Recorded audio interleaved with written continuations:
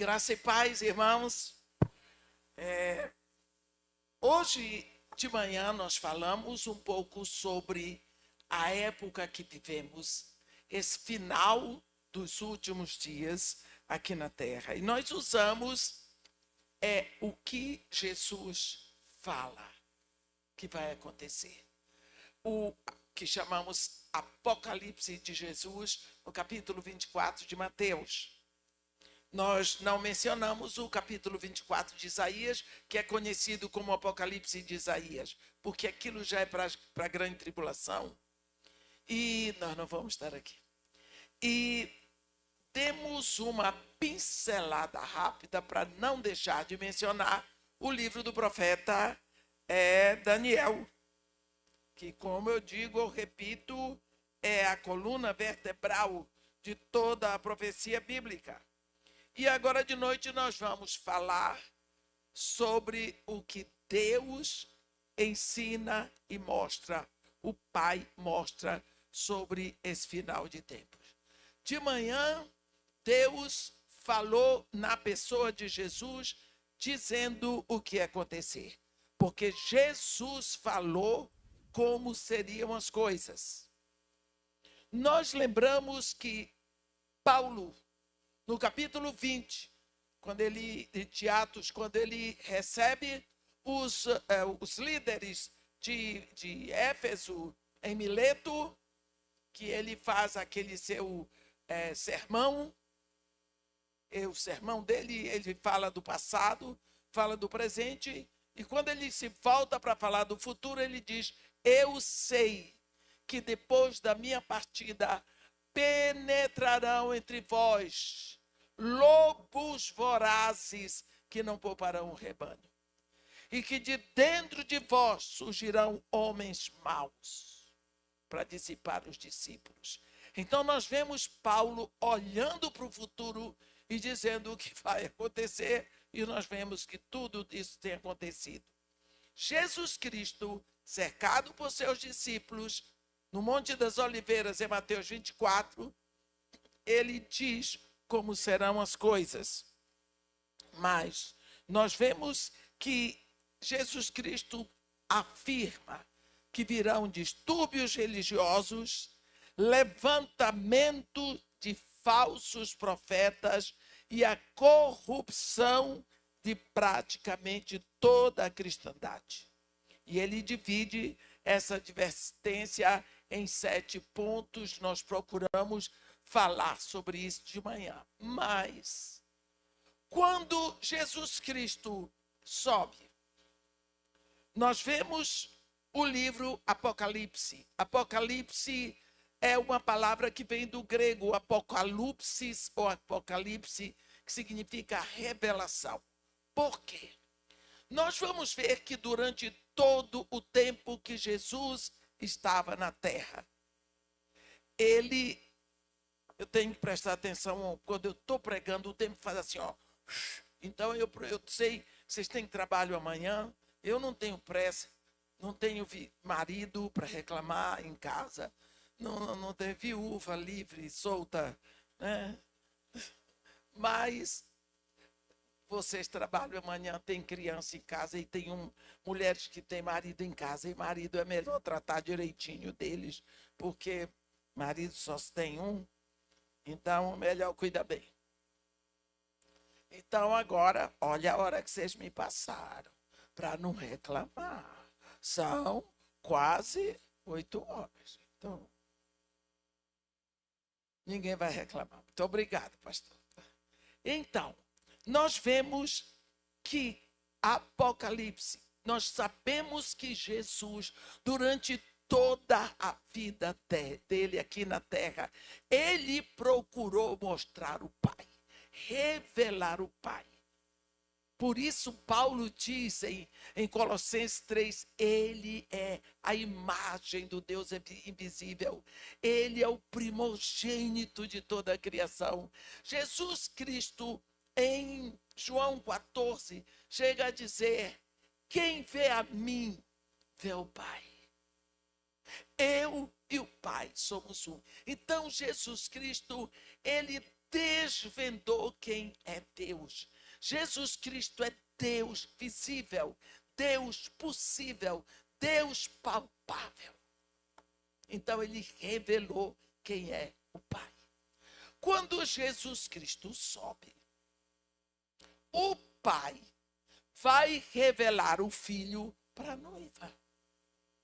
Nós temos a tendência de celebrar o noivo de fralda no berço no Natal. Que isso? Quando você festeja o aniversário do seu marido, você bota ele de fralda, essas coisas. Mas a igreja faz isso com o noivo. Ou então, lenhado lá na cruz, ele não ficou na cruz. Não é? Então o Pai vem revelar o verdadeiro noivo da igreja, o Cristo da glória, para que a noiva, a igreja na terra, olhe para frente com segurança e compaixão. E quando nós vemos isso, Apocalipse é isso. É a revelação de Jesus Cristo. O que é Apocalipse? Está descrito no primeiro capítulo, no primeiro versículo. Revelação de Jesus Cristo, que o Pai deu a João para João mandar para nós. Pronto, Apocalipse é isso. Então, logo no primeiro capítulo, nós vamos ver João escrever para nós essas coisas. E ele diz assim: revelação de Jesus Cristo, que Deus lhe deu para mostrar aos seus servos as coisas que em breve devem acontecer, e que ele, enviado por intermédio do seu anjo, notificou ao seu servo João, o qual atestou a palavra e o testemunho de Jesus Cristo quanto a tudo que viu.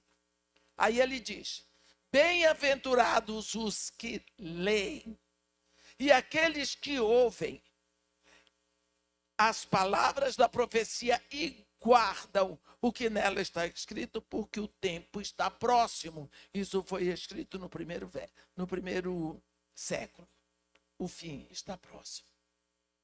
Quando ele escreveu isso, era primeiro século. Nós estamos no século 21. Olha só, são passados 20 séculos. E ele já dizia que o fim está próximo. Não é? Então, aqui João diz, João, ele vai se dirigir às 7 igrejas que se encontram na Ásia, mas você vai observar que a saudação não é de João. Ele diz, no versículo 4 de Apocalipse, João, as 7 igrejas que se encontram na Ásia.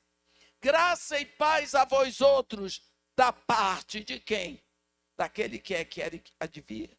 Da parte dos 7 espíritos que se acham diante do seu trono e da parte de Jesus Cristo. Quando João fala de Jesus Cristo, ele se derrama. A fiel testemunha, o primogênito dos mortos, o soberano dos reis da terra, aquele que nos ama e com seu sangue nos libertou dos nossos pecados e nos constituiu reino, sacerdotes para o seu Deus e Pai. A ele a glória e o domínio pelos séculos dos séculos. Amém. Quando ele fala de Jesus Cristo, ele entra nessa doxologia. Então, a saudação da carta é da Trindade para nós. E aí, ele, embora Apocalipse seja a revelação de Jesus Cristo, a revelação só começa no versículo 12. Você vai ver o que é revelação.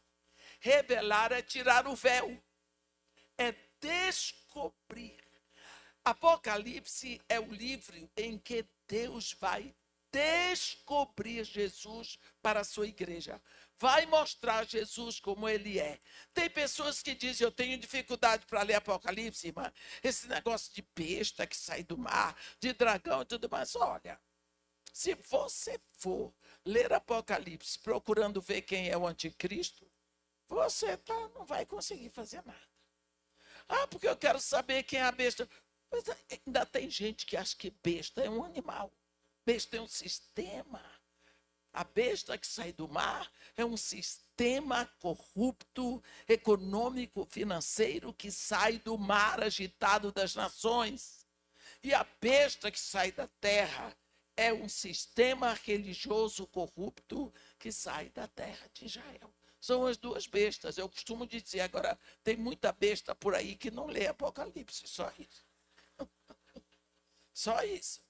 Então, aqui você vai ver que vai começar a revelação no versículo 12 do primeiro capítulo, quando ele diz assim, no versículo 11, versículo 10, achei-me em espírito no dia do Senhor, domingo, e ouvi por detrás de mim grande voz como de trombeta, dizendo: o que vês, escreve em livro e manda às 7 igrejas: Éfeso, Esmirna, Pérgamo, Tiatira, Sardes, Filadélfia e Laodiceia.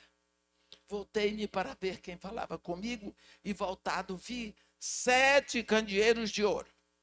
Primeira coisa que João vê são 7 candeeiros de ouro.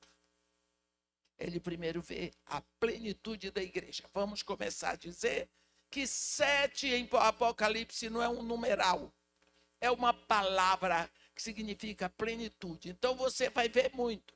7 espíritos, plenitude do espírito. 7 chifres, plenitude do poder. 7 olhos, plenitude da visão.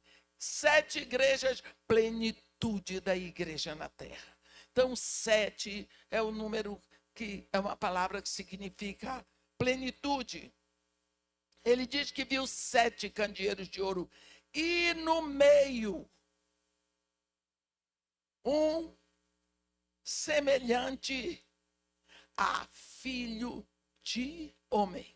Não é ao filho do homem, como eu já tenho ouvido alguém dizer, a filho de homem. Aí vai começar a revelação. Com vestes talares, significa que ele é sumo sacerdote. Cingido à altura do peito com uma cinta de ouro, ele é rei, ele é monarca. Cabeça e cabelos eram brancos como a alvalã, como a neve. Fala de eternidade. Cabelos brancos falam de eternidade. Fala de tempo. Os olhos, como chamas de fogo, penetra aonde ele olha. Os pés semelhantes ao bronze polido, como que é tirado numa fornalha, onde ele pisa, ele possui. A voz como voz de muitas águas. Águas são nações, povos.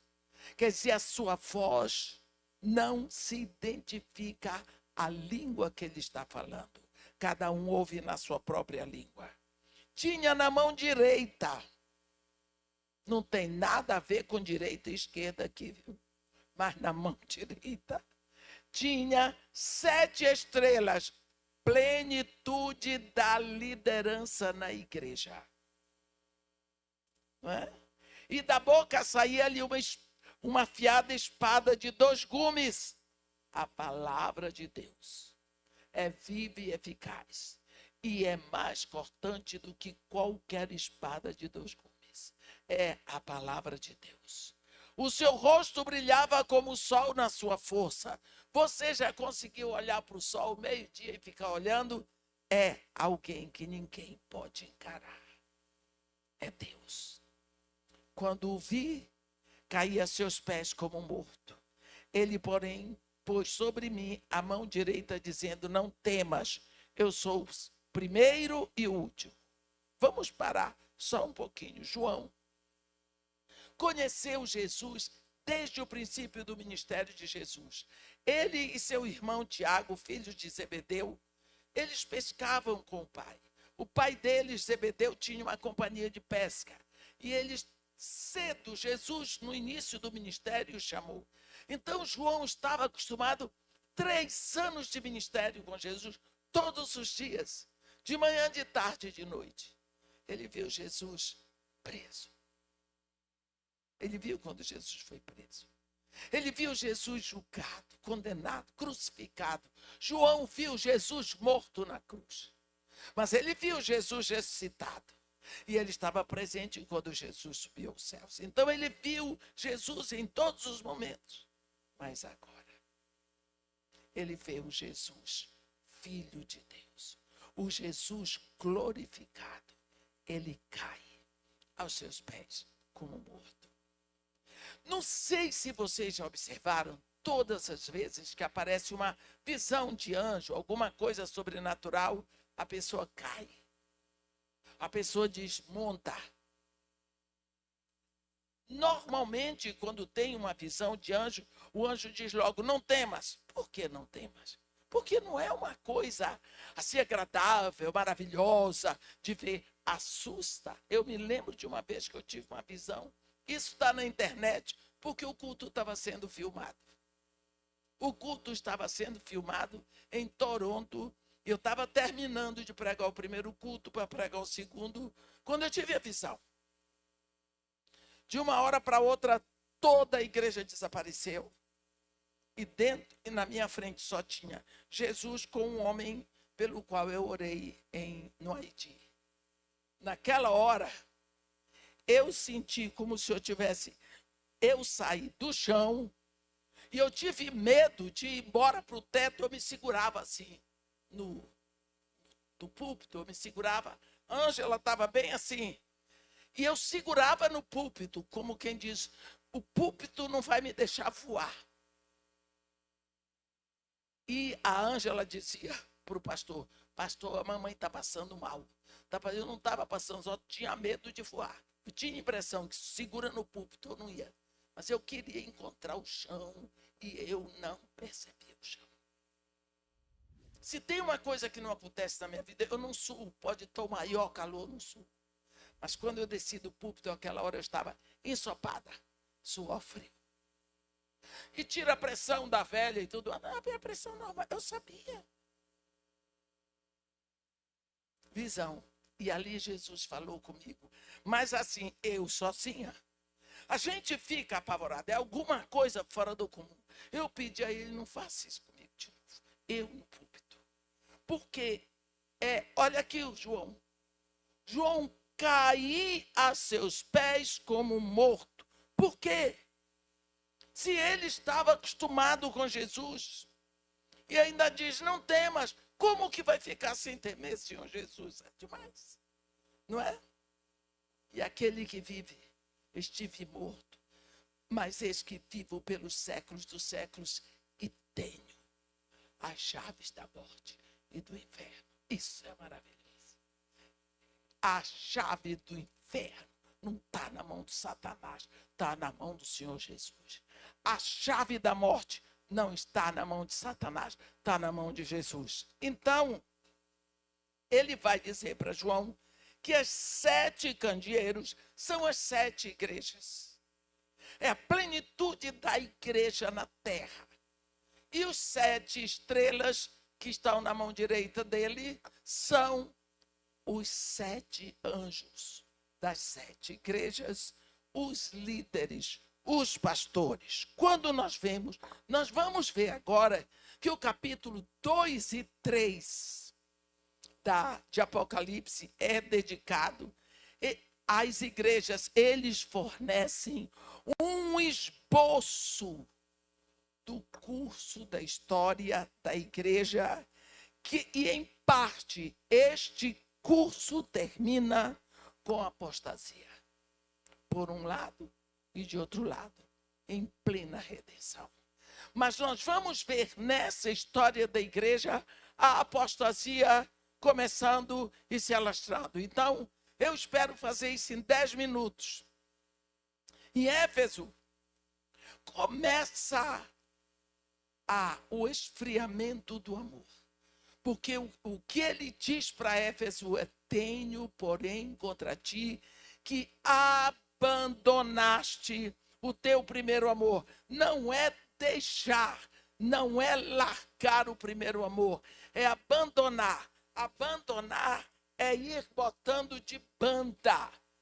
quando a coisa ocupava o centro da minha vida, pouco a pouco ela vai sendo retirada de lado, de lado, de lado, cada vez mais distante do meu coração.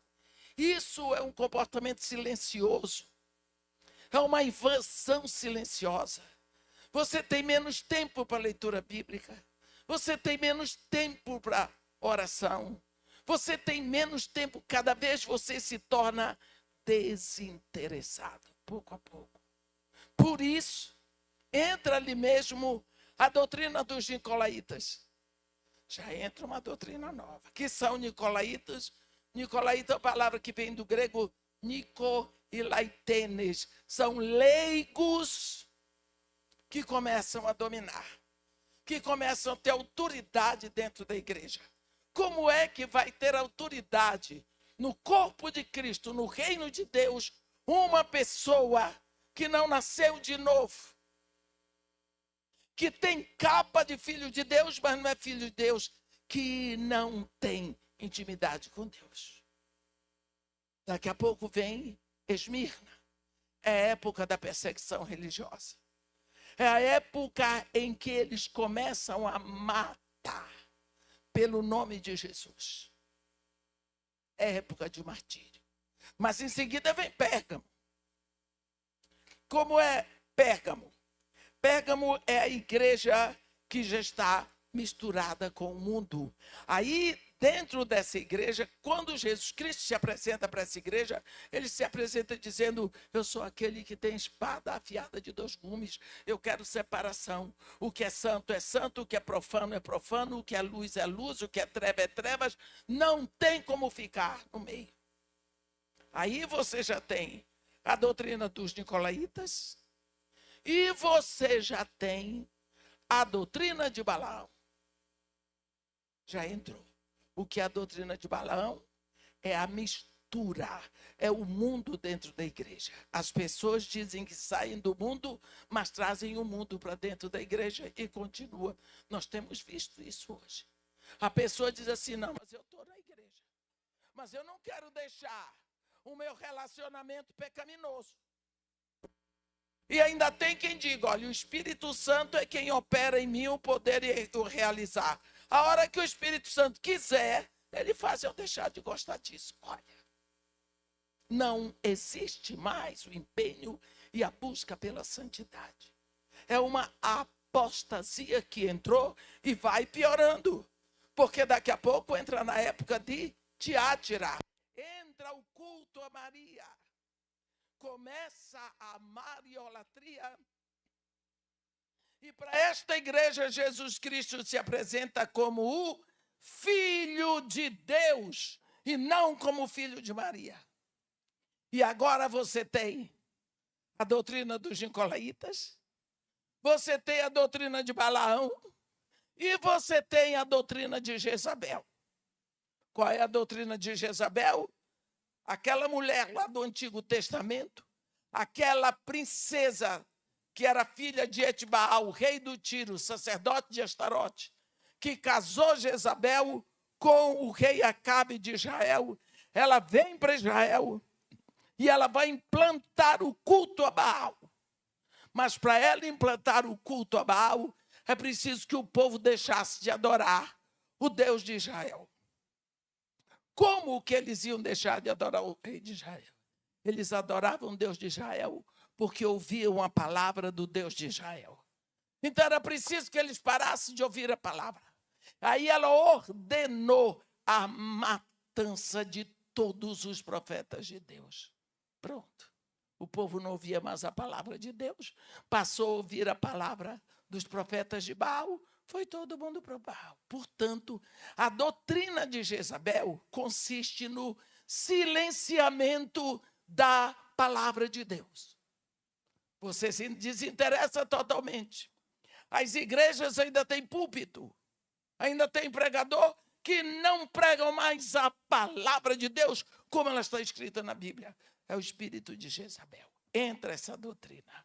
E Jesus é muito claro quando ele fala para o líder, para o anjo da igreja em Tiátira: tenho, porém, contra ti o tolerares.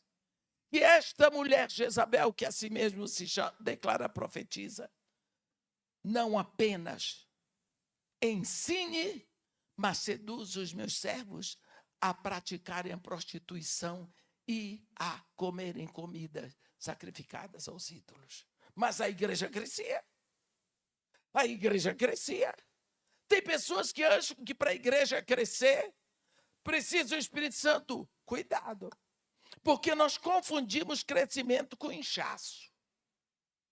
Por acaso o MST precisou do Espírito Santo para crescer?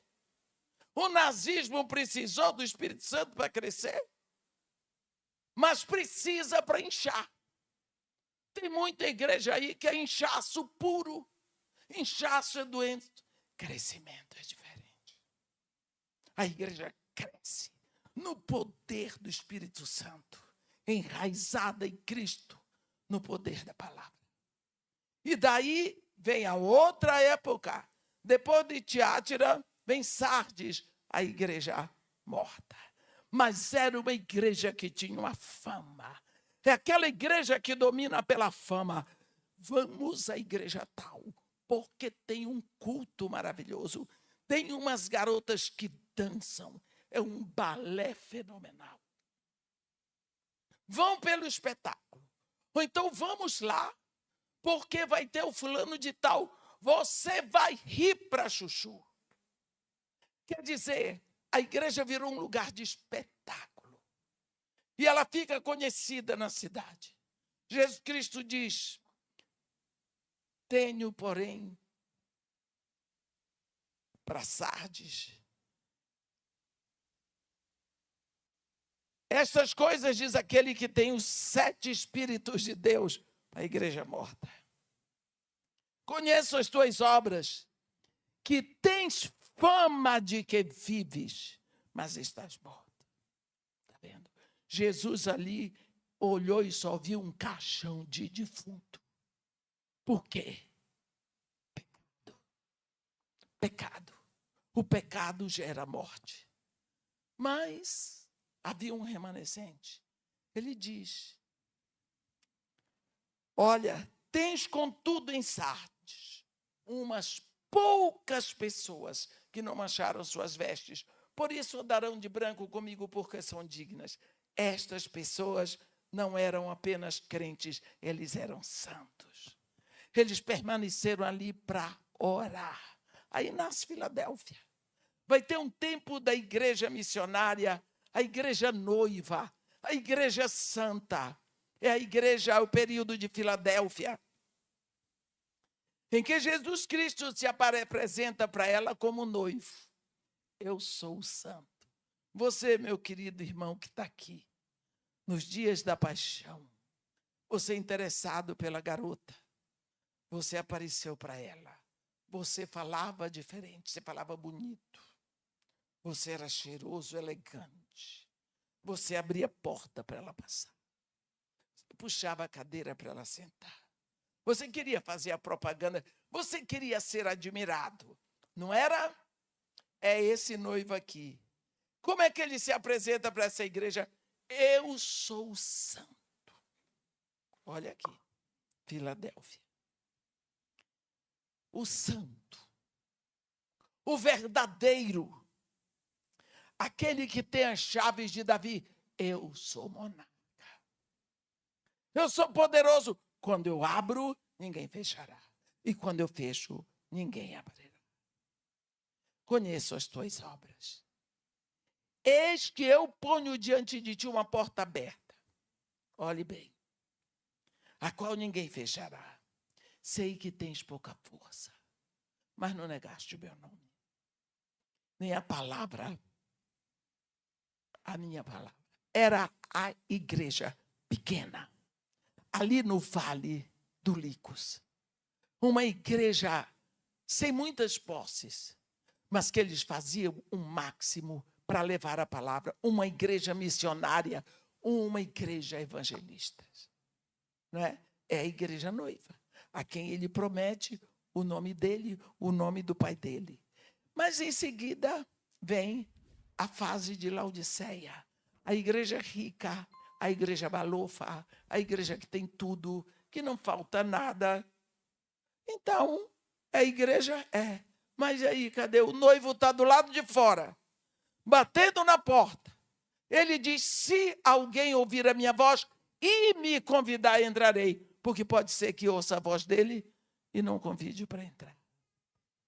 Ele põe essa história da igreja, que é esse curso da história da igreja aponta a situação da igreja na terra.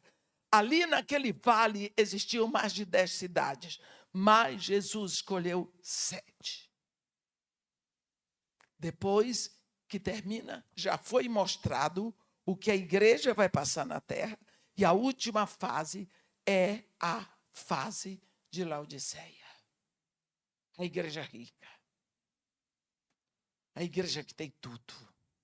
Nada falta. Mas é cega. Nua.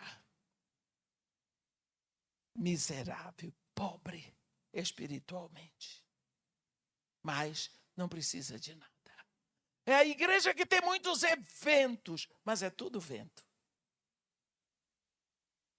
Para manter as pessoas na igreja, vocês se lembram do que já aconteceu nos Estados Unidos? A igreja episcopal lá começou a passar filmes de imoralidade sexual dentro da igreja para os jovens, porque era melhor eles verem dentro da igreja do que ir para a boate. Olhe bem.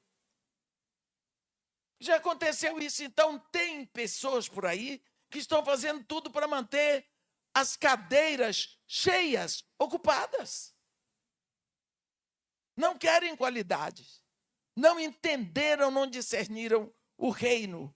Então, depois disso, nós vamos ver que vai começar um novo período.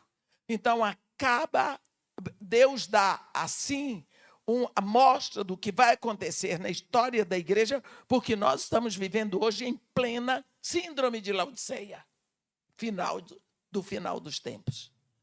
E então agora vai começar o período difícil de Apocalipse. Por quê? Porque João diz assim, depois dessas coisas, olhei, capítulo 4, e eis não somente uma porta aberta no céu. Presta atenção. Como também a primeira voz que ouvi, como de trombeta, falar comigo, dizendo, sobe para cá, vem, e te mostrarei o que deve acontecer depois dessas coisas. O que é que vai acontecer? Ele diz, imediatamente achei-me em espírito. Ele vai assim, ó. Agora ele está no céu. Essa visão aqui, nós vamos ver que João é o único homem que foi levado para fazer uma reportagem lá no céu, para ver tudo, para dizer para nós. A ele vai ser mostrado, Deus vai passar para João um filme do que vai acontecer, para ele mandar para nós. Por quê? Porque para que nós não fiquemos apavorados quando nós virmos todas essas coisas que estão acontecendo agora. Porque nós ficamos. E Deus continua no seu santo templo, no seu trono. E ele avisou. Está escrito para nós. Não vos perturbeis. É isso que a Bíblia diz. Então, primeiro ele se encontra na sala do trono. E ele descreve o que ele vê do modo que pode. O trono no centro, 12 tronos de cada lado, ocupado por anciãos. Viu, meus queridos jovens? Deus não se acerca de um conselho de jovens, mas um conselho de anciãos. Vivam meus cabelos brancos. Tem gente aí que está fazendo a igreja para agradar os jovens. Jovem tem seu espaço na igreja. Criança tem seu espaço na igreja, mas cuidado com o conselho dos jovens. Eles não têm experiência. Deus está cercado do conselho dos anciãos. Então, está lá. Ele descreve tudo. E no capítulo 5, a atenção de João vai se prender a um rolo, a um livro. Algumas traduções dizem livro, outras traduções dizem rolo, que está na mão de Deus, sentado no trono. Olha, nós vamos ver que vem um anjo forte, que dizia: quem é digno de tomar o livro e abrir-lhe os selos? E João diz: nem nos céus, nem na terra, nem debaixo da terra, ninguém foi digno de tomar o livro, nem olhar para ele. João diz: eu chorava muito. Por que João chorava? Porque se fosse eu, não ia chorar. Para mim, um livro selado com 7 selos é um livro selado com 7 selos, que eu sou brasileira. Mas João sabia que se tratava de uma escritura. Quando havia uma transação de compra em Israel, haviam 2 escrituras, uma selada, toda escrita por dentro e por fora, selada com 7 selos, e a outra que era uma cópia aberta. Só existe na Bíblia um lugar que mostra essa transação. Capítulo 32 de Jeremias, vocês veem depois em casa. Por quê? Porque Deus tinha dado a lei da posse da terra. Toda a propriedade da terra prometida não podia ser vendida por perpetuidade. Você recebia a sua terra durante 49 anos, você podia arrendá-la. Mas no 50º ano, que é o ano do jubileu, ela volta para você. Isso evitava a história do sem terra. Então, quando você ia vender por 49 anos, você ia nas autoridades, eram dadas 2 escrituras. A selada, escrita por dentro e por fora, ficava com o proprietário por herança. E a cópia aberta ficava com o proprietário por arrendamento. Era isso. Quando Deus deu a terra, ele deu a terra para Adão. Olha o que está escrito no Salmo 115, versículo 16. Os céus são os céus do Senhor, mas a terra deu-a ele aos filhos dos homens. Então a terra foi dada para o homem. Herança do homem. Deus fez o homem do pó da terra. O homem e a terra se misturam. Quando o homem perdeu a terra, mentira de quem diz que o homem vendeu a terra para o diabo, não. Ele não negociou, nem Adão nem Eva negociaram com o diabo. Não existe isso. Satanás enganou, eles caíram no pecado, a posse da terra volta para a mão de Deus. A posse da terra veio para a mão de Deus, mas como Deus deu a terra ao homem, Deus vai criar na terra um homem para receber a autoridade da posse. Por isso que ele manda o filho dele nascer do ventre de uma mulher, que isso significa entrar na terra pela porta da frente e ser um homem. É o nascimento físico. Por isso Jesus Cristo é o homem que vai receber a posse da terra. E agora está. Aqui mostra que a escritura da terra voltou para a mão de Deus. João diz: pronto, não tem ninguém para tomar.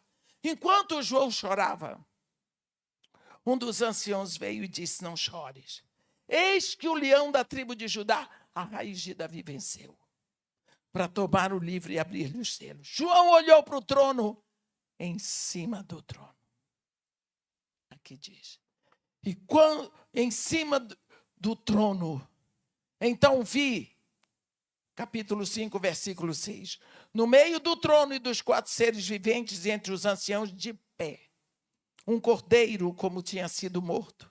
Ele tinha 7 chifres, plenitude do poder, bem como 7 olhos, plenitude da visão, que são os 7 espíritos, plenitude espiritual, de Deus enviados por toda a terra. Veio esse cordeiro, tomou o livro da mão direita daquele que estava sentado no trono. E quando tomou o livro, os 4 seres viventes, os 24 anciãos, prostraram-se diante do cordeiro, tendo cada um deles uma harpa e taças de ouro cheios de incenso, que são as orações dos santos. E entoavam um cântico dizendo: digno és de tomar o livro e abrir-lhe os selos, porque foste morto. E com teu sangue compraste para Deus os que procedem de todo o povo, raça, tribo e nação, e com eles formaste reino e sacerdotes, e eles reinarão sobre a terra. E assim você vai ver que o louvor ao Cordeiro vai se descentralizando daqui do trono, vai, pelos céus, pela terra, até debaixo da terra. Pronto. Agora o Cordeiro está com o livro. Jesus recebe autoridade, porque ele foi morto, ele comprou, a terra é dele. Agora ele vai abrir. Ele vai abrir o livro. Este livro é a escritura da terra. Isso tudo está sendo mostrado para João. João, então, está dizendo para a igreja: ei, a terra tem autoridade agora. Não está à deriva. Porque Jesus Cristo, lá na cruz, já fez o trabalho completo. É triste nós vermos hoje pessoas que seguem Jesus para ver o que ele vai fazer. Siga Jesus pelo que ele já fez. Está tudo pronto. O restante é consequência de andar com ele. Ele abre cada selo que ele abre. Vai ter uma consequência na terra. Por quê? Porque o livro é sobre a terra. Então vai começar o tratamento da terra. Pode ter certeza que vai começar. Não vai parar até que tudo esteja pronto. Primeiros 4 selos. Vocês sabem que eu tenho que ir depressa. Os primeiros 4 selos que ele abre, vem 4 cavalos. Por que cavalo? Porque cavalo era o meio mais rápido de você enviar uma mensagem. Se fosse hoje, seria a internet. Mas naquela época, a mensagem que ia a cavalo, ela ia muito mais rápida. Então, vem 4 cavalos. Cada cavalo tem uma cor. A cor do cavalo indica a qualidade da mensagem. Só que cada cavalo, ele tem um cavaleiro em cima. E o cavaleiro dirige a mensagem, porque ele dirige o cavalo. Então, nós vamos ver. Quando o Cordeiro abriu o primeiro selo, um dos seres viventes diz: vem. Versículo 2 do capítulo 6. Então, eis um cavalo branco. Olhe esse cavalo. Queria que você desse uma olhadinha. Capítulo 6, versículo 2. Vi e eis um cavalo branco, e o seu cavaleiro com um arco. E foi-lhe dado uma coroa. Foi dada. Ele não tinha coroa. Foi-lhe dado uma coroa. E ele saiu vencendo e para vencer. Você entendeu aqui um engano, uma mentira? Primeiro, o cavalo é branco, a mensagem é de paz. O cavaleiro é guerreiro, mas só tem um arco, cadê a flecha? Como é que você vai para uma guerra sem flecha? Mas tendo o arco, dá a impressão de que você é vencedor, que você é poderoso. E nessa mentira e nesse engano, ele vai ser coroado. O mundo vai aceitá-lo como herói. E ele sai vencendo e para vencer. Porque ele vai receber do mundo uma coroa. Esse é o evangelho do cristianismo sem cruz, da graça barata, que vai ser, logo, logo, toma frente na terra para confundir. É o evangelho que não prega a palavra de Deus. Não precisa pregar a palavra de Deus. É o evangelho de aparência. Todo mundo pensa que esse é o evangelho da paz. Não é. É o evangelho da mentira. Esse cavalo vem e fica. Essa mensagem do engano fica na terra. E por isso vai vir o segundo selo, que é um cavalo vermelho. Saiu o cavalo vermelho, e ao seu cavaleiro foi dado tirar a paz da terra, para que os homens se matassem uns aos outros. Também lhe foi dado uma grande espada. Em consequência da mentira e do engano que fica sendo pregado, aí vem a guerra, o derramamento de sangue. Aí é que nós vamos ver que agora na terra, que antes não tinha isso, agora tem uma mensagem de engano com o nome de evangelho. E tem a liberação para a morte. Aí vem as duas primeiras grandes guerras nessa época. Estão soltos, ficam.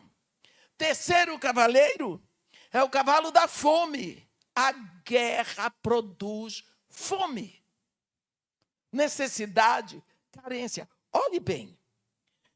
Vi como uma voz, no versículo 6, que saía no meio dos 4 seres viventes, dizendo: uma medida de trigo por 1 denário, 2 medidas de cevada por 1 denário. Deixa eu dizer, um trabalhador, ele trabalha o dia todo, no final do dia ele ganha 1 denário, que é o salário de um dia de um trabalho. Agora vai chegar o momento em que o trabalhador trabalha o dia todo, ele vai receber o salário, 1 denário, ele pensa: eu vou comprar farinha para fazer o meu pão, ou cevada para o meu cavalo. Alguém vai ficar com fome. É o momento da carestia. É o momento da inflação. É o momento em que aquilo que você ganha não supre as suas necessidades. É o cavalo da fome. Consequência da fome, o 4º selo é o selo da morte e do inferno. É o único cavaleiro que tem nome, morte. Eu olhei e eis o cavalo amarelo e o seu cavaleiro sendo esse chamado morte. E o inferno estava seguindo. Foi-lhe dada autoridade sobre a 4ª parte da terra para matar a espada pela fome, com a mortandade por meio das feras da terra. Feras da terra. Antes eu pensava, as feras, vai ter tanta onça, tanto tigre, tanto leão. Não. São as bactérias, os vírus. Olha aqui. Morte por virulência. Fome. As pessoas ficam fracas. Quando vem a virulência, não aguenta, morre. E isso vai acontecer no meio, principalmente, de um povo que ainda não conhece Jesus. Vão morrendo e o inferno vai recebendo. 5º selo é o selo do martírio. Nós falamos de manhã. Ainda agora, nós estávamos em casa e a Ângela estava lendo para mim a carta de um pastor que está em martírio lá agora na Síria. Está horrível. A mortandade, a perseguição religiosa está muito grande lá. E depois, o 6º selo, né, vem sobre as forças da natureza. Nós estamos aí passando problemas seríssimos já. E dizem que é porque você está jogando saco plástico no mar. Os supermercados no Rio, hortifrutas, estão vendendo o saco. Mas eu levo o saco para casa.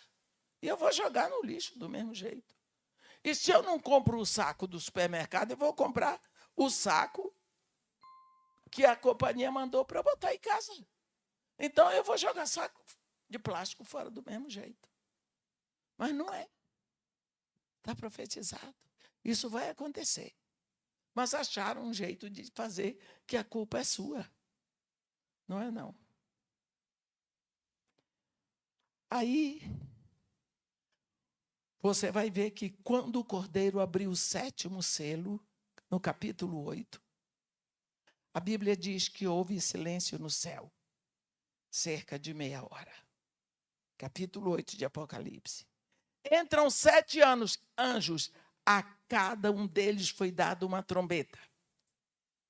Então, cada anjo com a sua trombeta para tocar, aí vem um outro anjo com incensário de ouro na mão, foi dado a ele muito incenso do altar, ele pegou brasa do altar, incenso para oferecer com as orações de todos os santos. Quem são os santos? Você e eu. A Bíblia não dá autoridade para ninguém dizer que santo é quem já morreu e depois de morto começou a fazer milagre. Quando era vivo não fazia. Agora, se eu morri, agora posso fazer milagre, o primeiro milagre que eu vou fazer é me ressuscitar. Não é? A Bíblia diz que santo é você. Você vê quando Paulo escreve, por exemplo, uma carta para os irmãos de Éfeso, ele diz aos santos e fiéis que se encontram em Éfeso, graça e paz a vós outros. Os santos estavam todos sentados, ouvindo a carta que o apóstolo mandou. Então, a sua oração, meu irmão, ela sobe para perfumar o trono de Deus. E depois que ele perfuma o trono de Deus, vai começar momento na terra. As trombetas vão tocar. Observe o seguinte, que o primeiro cavaleiro veio, o evangelho falso. Deixa eu falar claro. O evangelho que é ensinado, mas você não pode ler a Bíblia. Como foi o início do cristianismo no Brasil? Leia, meu irmão. A Igreja Católica fazia fogueiras de Bíblia na Praça Mauá, no Rio de Janeiro. Eu tive que estudar isso tudo com detalhes para apresentar isso tudo em Singapura, quando eu fui fazer o curso de liderança cristã. Se você conhece a história do cristianismo no Brasil, você vai ver o que foi que a Igreja Católica fez. Se fosse protestante, morria. Não podia ir para um hospital, que eram todos da Igreja Católica, nem podia ser enterrado nos cemitérios que eram da Igreja Católica. Foi a coroa inglesa que entrou com tudo. Fundou o Hospital Evangélico, no Rio de Janeiro. Fundou um hospital e um cemitério. Porque os corpos dos crentes tinham que ser jogados no mar. Fundou tem um cemitério na Gamboa, onde os protestantes podiam ser enterrados. Então, essa perseguição, eu estou dizendo, esse cristianismo, esse anúncio do cristianismo que não pode ler a Bíblia, que foi proibido no início, isso tem uma história, está escrito. Não é perseguição, não é mentira. A história está aí escrita por alguns padres, inclusive. Vamos lá. Agora, abre o primeiro selo, vem o evangelho falso. E ele fica. Vem o segundo selo, a ordem para os homens se matarem. Fica. Vem o terceiro cavalo, a fome, e fica. Vem o quarto selo, o cavalo da morte, e fica. A ordem para os martírios vem no quinto selo e fica. E assim, a terra vai ficando como? Contaminada. Com tudo isso, porque esses cavalos vêm, mas eles não voltam. As notícias vêm, mas se ficam. Agora vão tocar as trombetas, porque no sétimo selo vem 7 trombetas, em 7 trombetas vem as 7 taças. Sétima trombeta. Sétimo selo, vem as 7 trombetas. A trombeta, ela só afeta 1/3. Por quê? Quando 1/3 é afetado, os 2/3 que ficam atentos. É a misericórdia de Deus. Você acha? A Covid foi uma trombeta. 1/3 da humanidade foi afetado. Os outros 2/3 ficaram assim, ó.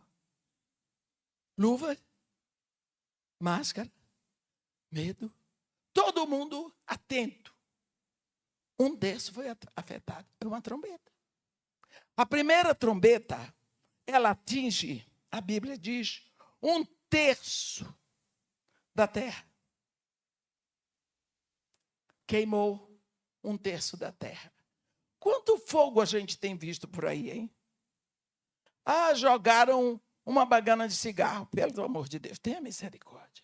É fogo no Japão, é fogo na Índia, é fogo na Austrália, é fogo na Califórnia, é fogo no Brasil, é culpa do Bolsonaro, que isso? Isso é piada. É isso aqui. Primeira trombeta. O fogo está vindo, esse calor intenso que nós estamos vivendo.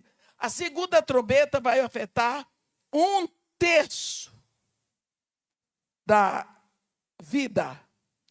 O segundo anjo tocou a trombeta e uma com uma grande montanha ardendo em chamas foi atirada no mar, cuja terça parte se tornou em sangue. E morreu a terça parte da criação que tinha vida existente no mar. Então, a segunda trombeta atinge 1/3 da vida marinha. Nós sabemos o que está acontecendo nos mares. Sabemos do extermínio de peixes, de vida marinha. Sabemos, outro dia, uma geleira do tamanho da Groenlândia se soltou e estava pelos mares. Fazendo o quê? Gelando a água, matando os peixes. A terceira trombeta tocou e afetou 1/3 dos rios e das fontes das águas. Quanto nós estamos vivendo e sofrendo nos lugares onde tem rios. É porque as notícias da Amazônia não chegam para cá. Mas a gente que vive por aí, como eu vivo, eu tenho visto o horror dos que os ribeirinhos têm passado. Rios. E a quarta trombeta vai afetar os corpos celestes. E depois as 3 outras trombetas vão ser horríveis. Já no capítulo 9, a Bíblia diz que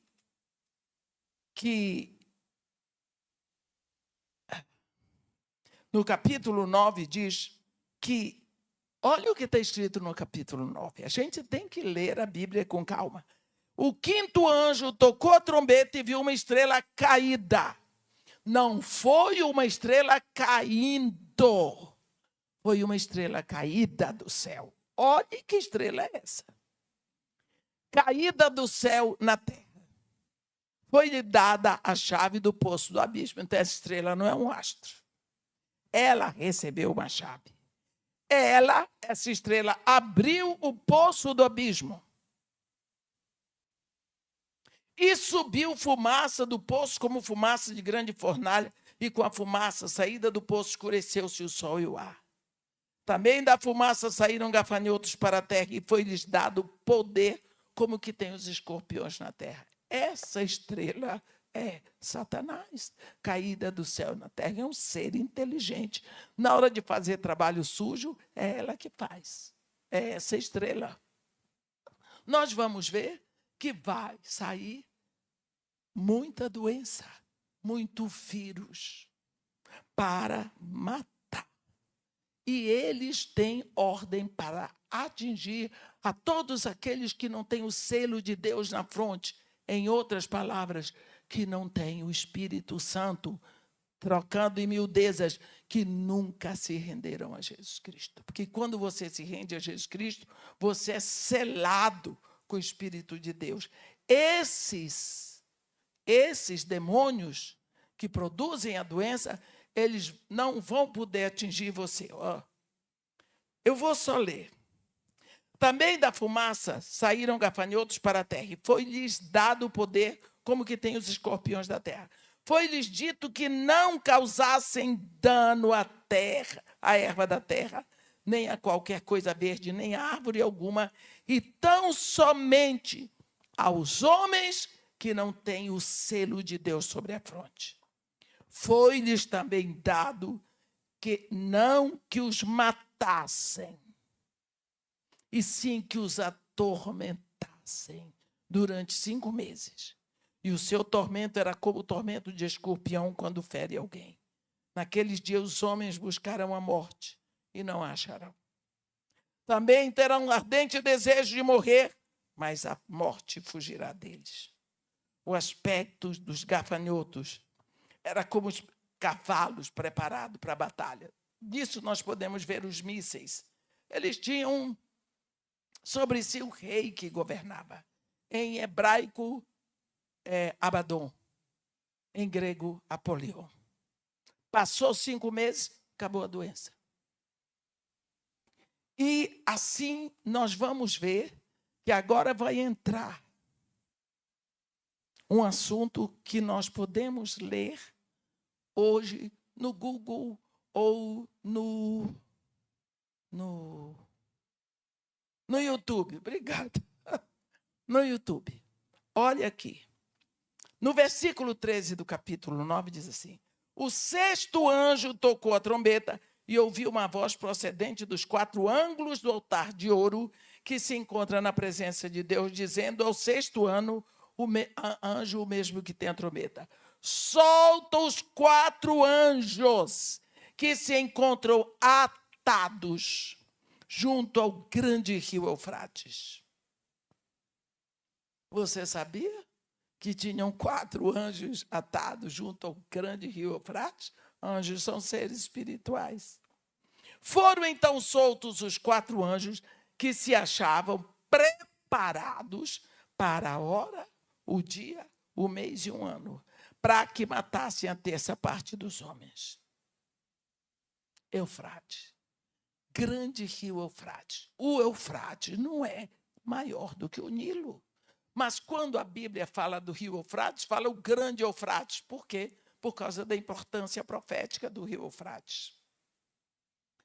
O rio profético da Bíblia é o Eufrates, mas nós somos loucos pelo Jordão, é o queridinho, né? Por causa de João Batista, por causa de Jesus.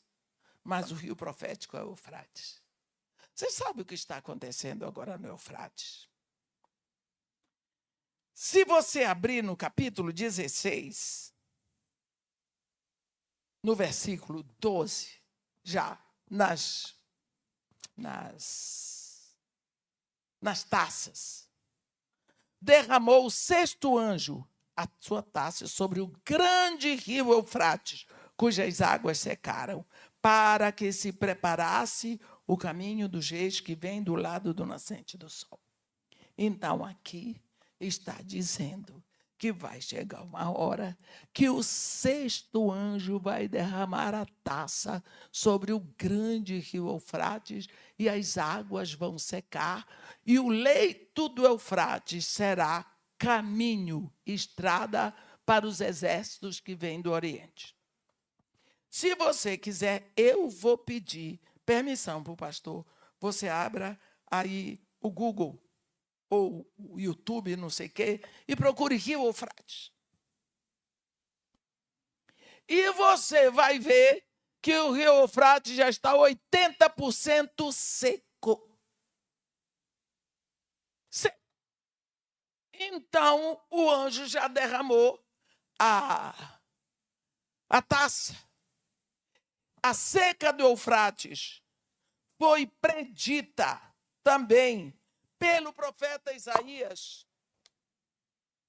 O profeta Isaías, no capítulo 11, no versículo 15, ele profetizou a seca do Eufrates. Ele diz, o Senhor, capítulo 11, versículo 15, o Senhor destruirá totalmente o braço do mar do Egito e com a força do seu vento moverá a mão contra o Eufrates e ferindo-o, dividi-lo-á em 7 canais, de sorte que qualquer o atravessará de sandálias. Pronto. 700 anos antes de Jesus vir, o profeta Isaías profetizou que o Eufrates ia secar. Em 2013, o satélite Grace da NASA detectou que o Eufrates estava seco 42% ou 44%. Fevereiro de 2013. E agora, o Eufrates está mais de 80% seco. Tem trecho de 2 quilômetros, totalmente seco. No dia 23 ou 22 de dezembro, eu estava pregando numa igreja no Espírito Santo, e o pastor, que é presidente da Voz dos Mártires nos Estados Unidos, voltou para mim e disse: Edmeia, olha isso aqui. Eu disse para ele: pastor, que prédio lindo, que templo maravilhoso, um sonho.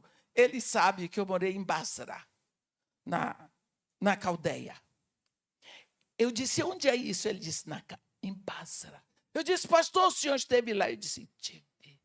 O evangelho está fluindo, conversões.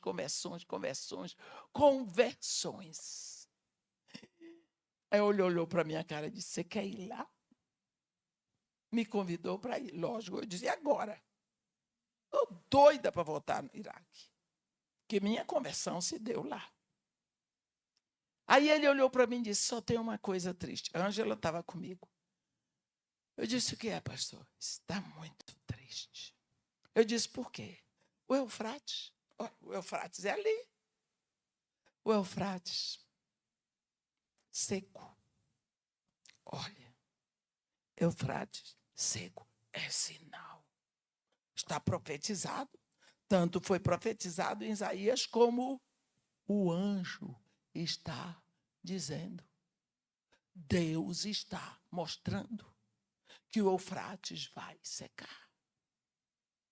Vão as trombetas e chegam.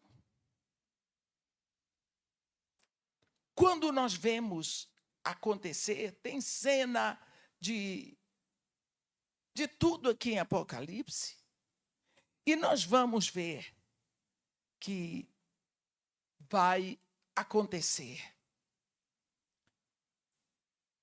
que, embora Satanás tenha promovido uma guerra frontal para que o mundo não produza, para que a igreja que está aqui não produza o remanescente santo que vai ser arrebatado, Satanás tem agido no mundo de todo jeito, através de filmes e leituras e música e estilo de vida, líderes corruptos. Ele tem agido para que a igreja não produza o remanescente santo que vai ser arrebatado. Nós hoje nos perguntamos como é que nós, a sociedade de hoje, chegou a uma degradação tão vergonhosa. Em pouco tempo, mas em pouco tempo, meus irmãos, nós vemos uma decadência horrível da nossa cultura. Eu estou com 81 anos, eu fico assustada de ver o que aconteceu na minha geração. Eu tenho visto as coisas se acabarem assim. Eu fico horrorizada. Nós vemos por quê?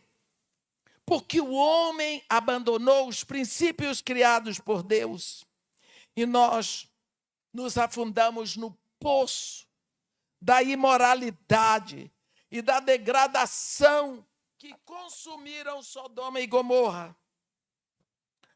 Com o declínio moral, vem a desintegração política e econômica e social. Vai sendo forçada uma cultura através da comunicação em massa, uma cultura do inferno, que vai, através da indústria, experimentando costumes das trevas e assaltando matando a fé cristã. E os nossos valores tradicionais, eles vão ficando capengas numa velocidade que não dá para entender. Será que dá para a igreja acordar dessa situação latente que está? A própria mídia anuncia chacinas, morte, e anuncia como se fosse uma vitória. Quantas vezes eu fui interrompida por jornalistas na subida do Morro Dona Marta? Irmã, conta aqui a sua experiência com bandidos. Eu disse, eu não tenho experiência com bandidos. Mas a senhora está aqui há tanto tempo. Eu venho aqui para fazer um trabalho com crianças. Para procurar bandidos, eu não preciso vir na favela. Lá embaixo tem muito. É onde mais tem. Aqui tem um povo esquecido do governo e da sociedade. E eu venho aqui para fazer esse trabalho. O caos, a anarquia está pronta. A família tradicional, composta de pai, mãe e filhos, vai se deteriorando rapidamente. Hoje em dia, aquilo que era vergonha virou uma apoteose. Vou fazer uma produção independente. E se acham inteligentíssimas as pessoas que fazem isso. Aquilo que era vergonha há alguns anos atrás, hoje são aceitos como estilo de vida. E se impõem. E o próprio conceito de macho e fêmea agora é declarado ridículo. Como que nós chegamos até lá?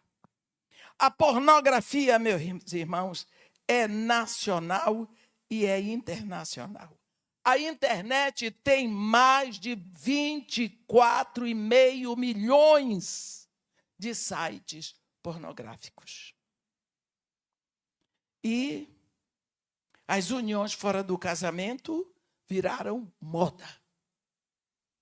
Até entre aqueles que se dizem cristãos.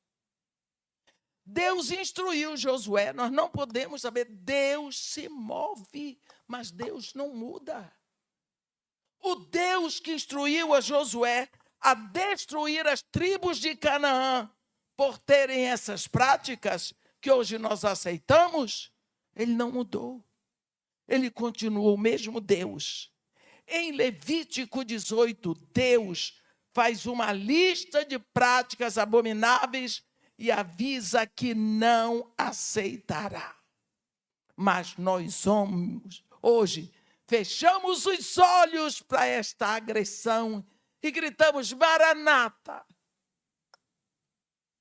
Aonde nós vamos com essa decadência toda? Apocalipse 12 nos mostra um dragão vermelho, Satanás, impedindo a mulher que estava grávida com dores para dar o parto. A mulher é a igreja. Mas o remanescente sobe, o filho varão sobe e a mulher vai para o deserto. É o que Jesus falou das 12 virgens. Desculpa, das 10 virgens. Parte da igreja vai, mas parte da igreja fica e vai para o deserto. Nós precisamos observar o seguinte. O Egito, a Bíblia diz que quando a terra estava cheia de corrupção e de violência, Deus mandou o dilúvio. Não é? O Egito, quando estava invadido pelas pragas, Deus tirou o seu povo. Vamos abrir os olhos. Porque está na hora de Deus tirar a sua igreja. Mas quem será arrebatado? A Bíblia diz claro que arrebatados serão aqueles que estão em Cristo, aqueles que morreram em Cristo e aqueles que na terra estão em Cristo. Quando o arrebatamento acontece, o remanescente santo vai, então vai haver uma peleja. Miguel com o exército de Jeová de Sebaot vai lutar contra Satanás e seus anjos, seus demônios. Nós sabemos que a Bíblia nos fala de 2 arcanjos. Arcanjo Lúcifer, que se revoltou contra Deus, caiu, virou Satanás. Os anjos que caíram com ele viraram demônios. E o arcanjo Miguel. Vai haver a guerra. E Satanás é expulso das regiões celestiais. Porque Satanás ocupa regiões celestiais, com principados e potestades e dominadores de um mundo tenebroso e forças espirituais do mal nas regiões celestes. Então vai haver uma faxina no céu, mas Satanás com seus anjos vem para a terra sem acesso às regiões celestiais. A terra vai ficar muito parecida com o inferno. E o que é que vai acontecer? Como é que Satanás vai agir agora na terra? Ele se posiciona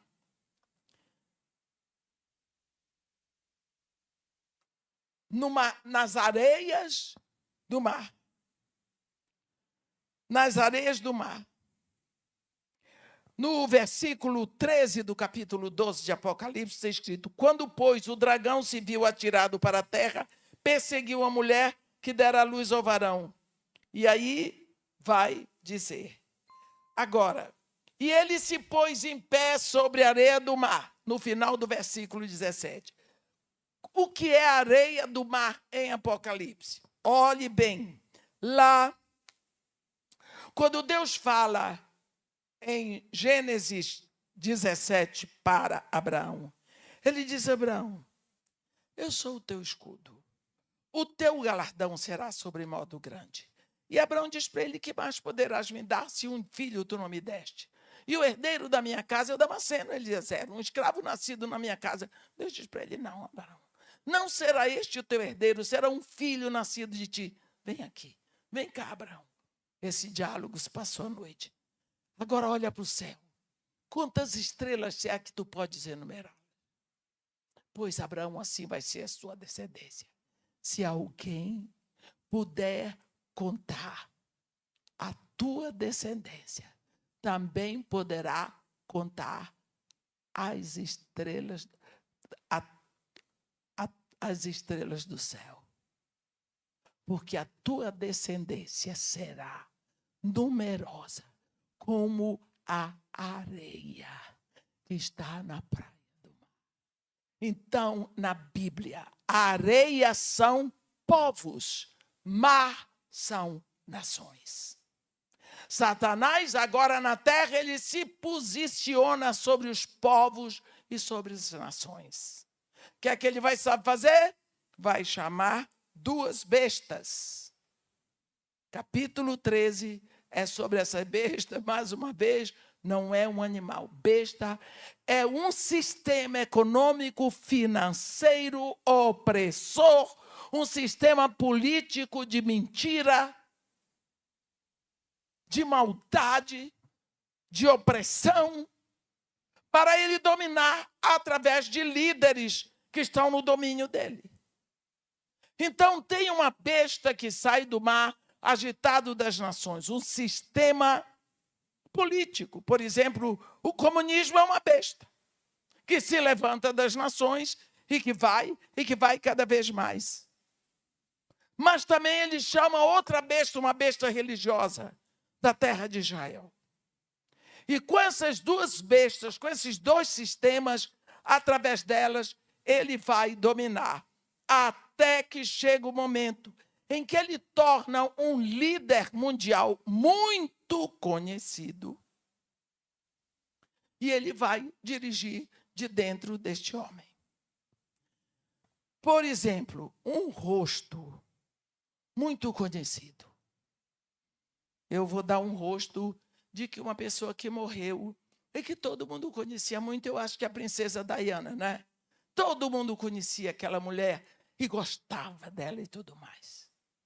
Então, quando o anticristo vier, ele vai dominar de dentro de um homem que é conhecido e amado e admirado no mundo todo. A gente não pode dizer que é o Putin, porque o Putin não é admirado e amado. Nós não podemos dizer que é o Trump, porque o Trump está odiado até pelo PT aqui no Brasil. É uma pessoa admirada, amada, aceita. O que vai acontecer com esse líder? Esse líder vai ser alvejado. Ele vai cair morto, Satanás entra nele e o levanta. Então vai ser simulada uma ressurreição. Então este líder é tão poderoso que ele ressuscitou. E quando ele levanta, todo mundo vai achar que ele ressuscitou, mas é Satanás dentro deles.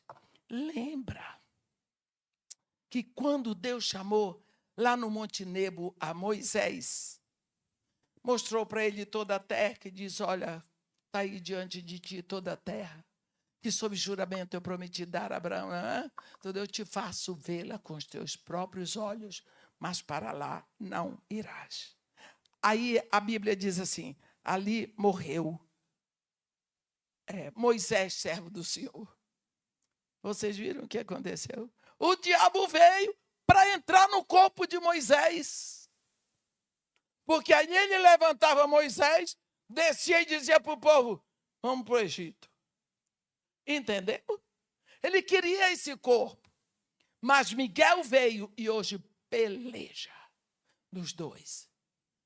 E Miguel não permitiu que ele entrasse. Mas isso vai acontecer. Então ele vai estar dominando pessoalmente através de um líder.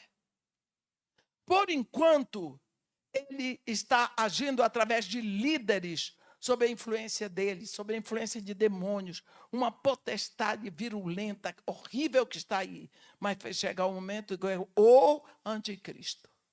Porque já tem muitos anticristos desde o tempo de João na terra. Então, nós precisamos estar certos que isso vai acontecer. Porque Deus mostrou, os flagelos vão acontecer. No capítulo 17, nós vamos ver que este sistema, esta dor, este horror que os governos põem sobre o povo vai ser julgado. Esse horror se chama Babilônia, a mãe de todas as meretrizes, de todas as abominações, vai ser julgado. E aqueles que ganhavam dinheiro na roubalheira, na prostituição, na mentira, vão chorar e vão sofrer. Isso nós vemos que a Babilônia vai ser julgada e nós vemos que no capítulo 19 é que vai chegar o arrebatamento da igreja. O arrebatamento da igreja é um momento tão lindo, um dos capítulos mais lindos que Deus mostra para João, porque João já estava sofrendo. Ele viu tudo, Deus estava mostrando tudo para ele, ele pensava, e a igreja? Já está no capítulo 19, só falta 20, 21 e 22. E cadê a igreja? E cadê a igreja? Aí quando chega no capítulo 19, João, capítulo 19. Este capítulo da chegada da igreja é tão interessante, porque ele é precedido de 4 aleluias. Por quê? Você pense que quando essa turma for arrebatada, no meio dessa multidão, tem japonês glorificando em japonês, tem chinês glorificando em chinês, tem brasileiro glorificando em português, e tem brasileiro do Nordeste dizendo, oxente! Mas cada um glorificando na sua própria língua, e a única palavra comum a todas as línguas vai ser aleluia. Japonês diz aleluia. Não é, Wilson? Eles dizem, aleluia. É tão bonito. Quando eu estive no Japão, eles diziam, aleluia. E eu sabia que era aleluia. Então, este capítulo da chegada da igreja, ele é precedido de 4 aleluias, diz assim. Depois desse capítulo 19, depois dessas coisas, ouvi no céu uma como grande voz de numerosa multidão, dizendo, aleluia! Versículo 1. Versículo 2. Segunda vez disseram, aleluia! Versículo 4. Os 24 anciãos e os 4 seres viventes prostraram-se e adoraram a Deus, que se acha sentado no trono, dizendo, amém, aleluia! E no versículo 6.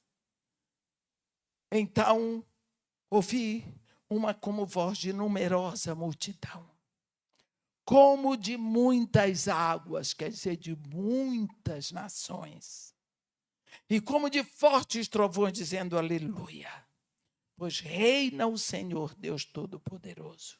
Chegou a igreja. A igreja agora foi arrebatada direto para o trono de Deus. Aí aconteceu. E João diz, vi o céu aberto, e eis um cavalo branco. Esse cavalo branco agora, esse cavaleiro é Jesus. Não é aquele do primeiro selo. O seu cavaleiro se chama Fiel e Verdadeiro, e julga e peleja com justiça. Os seus olhos são como chamas de fogo, a sua cabeça, muitos diademas, tem um nome escrito que ninguém conhece senão ele mesmo. Está vestido de um manto tinto de sangue, e o seu nome se chama Verbo de Deus, Palavra de Deus. Então, ele sai guerreando. E no capítulo 20, nós vamos ouvir falar de Gog, da terra de Magog. É a guerra que está sendo preparada agora entre Rússia e Ucrânia. Quando a Bíblia diz em Ezequiel 38, filho do homem, volta o teu rosto contra Gog da terra de Magog, príncipe de Ros, Meseque e Tubal. Ros não é uma nação. Ros é a aglomeração de todos os povos de língua russa.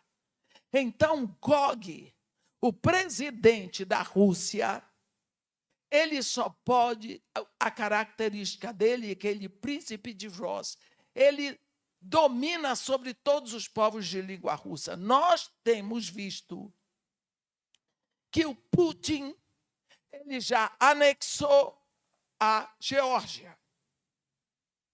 Depois passou um pouquinho, ele anexou a Crimeia.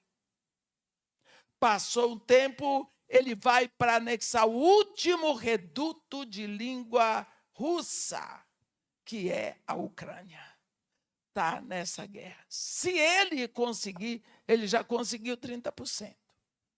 Se ele conseguir anexar a Rússia, então ele se configura como Gog, porque ele terá que reinar sobre Ros.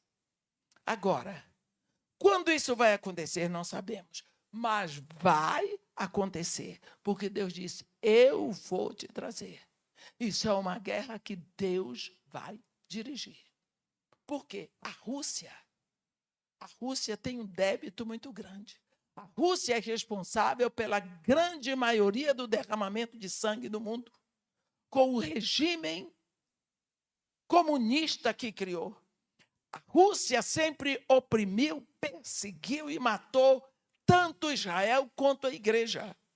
A Rússia impôs 100 anos de ateísmo, aonde Deus não podia ser adorado ali.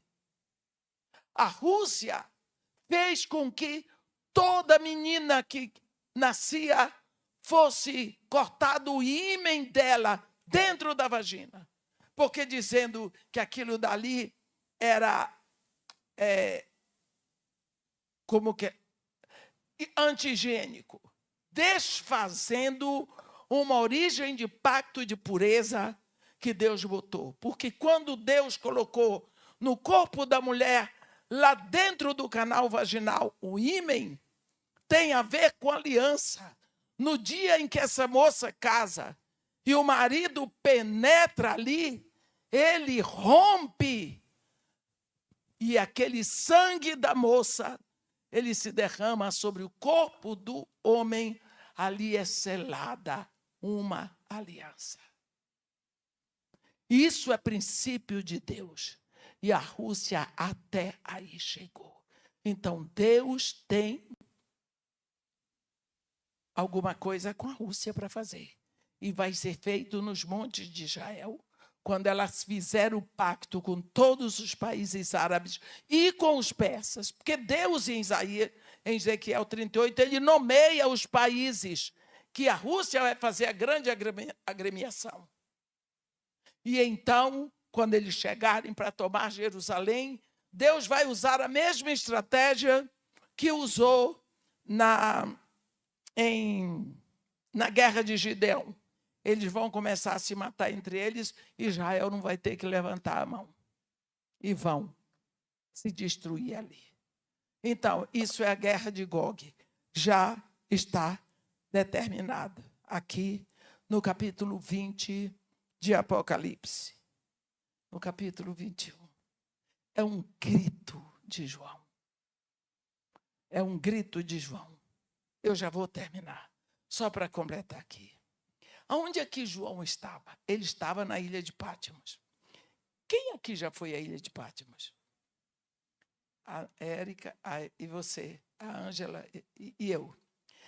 Nós tomamos um navio mais rápido para chegar à ilha de Pátimos.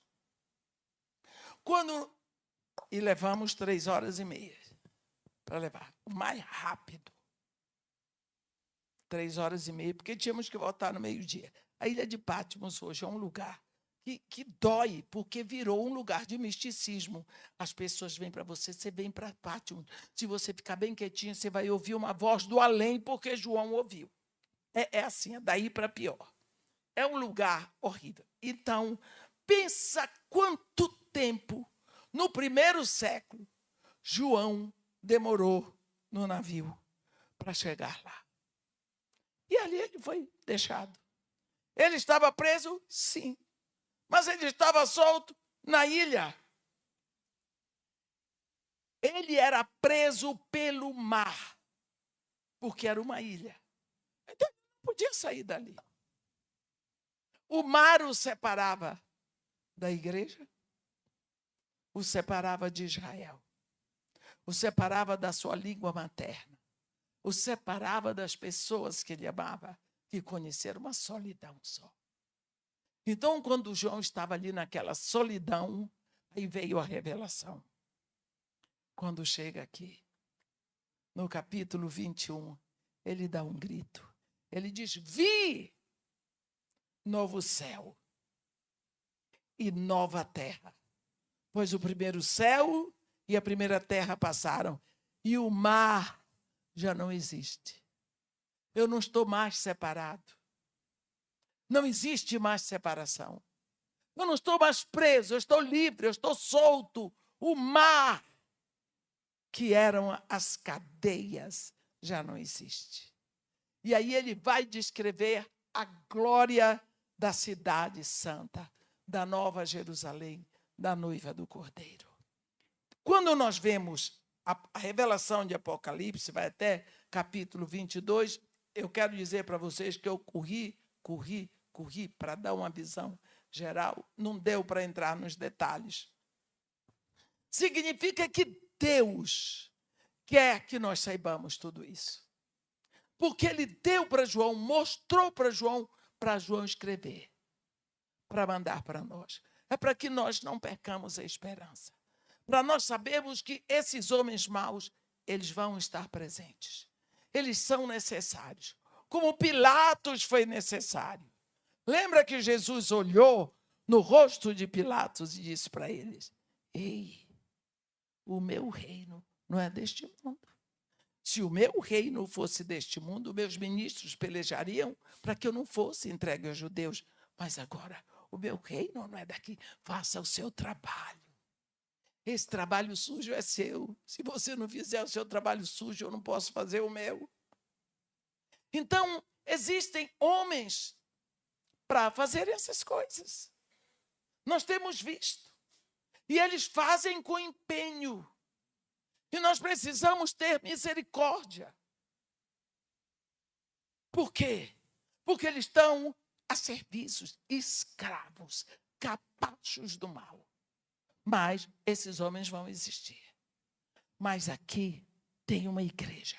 Como diz o autor de Hebreus, você vai se santificando cada vez mais. E nós vamos orando, e vamos orando, e vamos clamando a Deus, e vamos buscando, porque o final está muito próximo. Amém? Que Deus nos abençoe e nos guarde. Que faça resplandecer seu rosto sobre nós e tenha misericórdia de todos nós. Amém.